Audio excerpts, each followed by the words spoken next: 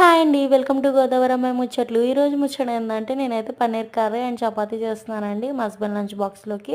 చాలా టేస్ట్‌గా ఉంటది. ఎప్పుడూ ఒకేలా కాకుండా ఒకసారి ఇలా కూడా ట్రై చేయండి. నేనైతే నా డైట్ చేసినప్పుడు పన్నీర్ తినాల్సి వచ్చేదండి. రోజు తిని తిని నాకైతే బోర్ కొట్టేది. ఒక్కొక్కలా ఒక్కో రకంలా చేసేదాన్ననమాట. చాలా టేస్ట్‌గా ఉంటదనమాట. ఒకసారి ఇట్లా అయితే ట్రై చేయండనమాట. ఇంకా పన్నీర్ కర్రీ చేస్తూనే పక్కనైతే రాత్ర రైస్ ఎక్కువ వండానండి. మామిడికాయ ఉంది కదా! మామిడికాయ పులిహోర చేద్దాం అమ్మ, నాన్నకి టేస్ట్ చూపిద్దామని. టేస్ట్ అయితే చాలా బాగా వచ్చిందండి. మామిడికాయ పులిహోర అనమాట. ఇంకా చపాతీ కర్రీ అయిపోయిందండి. ఇంక చపాతీ కూడా చేసేసాను. ఇంకా మా హస్బెండ్ లంచ్ బాక్స్ పెట్టేశాను. ఇంకా మామిడికాయ తాలింపు అయిపోయింది కదా అని ఇంకా రైస్‌లో అయితే కలిపేసానండి. అదిరిపోయిందండి. ఇంకా మా అమ్మ, నాన్నకి పెట్టేసి ఇంకా మా హస్బెండ్‌కి అయితే టిఫిన్ పట్టుకెళ్తున్నానండి. ఇడ్లీని పులిహోర చేశానండి. ఇదిగోండి మా ఆయన అయితే తినేస్తున్నారు. మా అబ్బాయి లేచాడు అప్పుడే. ఇంకా మా అబ్బాయికి పెడతా తింటున్నారు. మీరైతే నా ఛానల్ సబ్స్క్రైబ్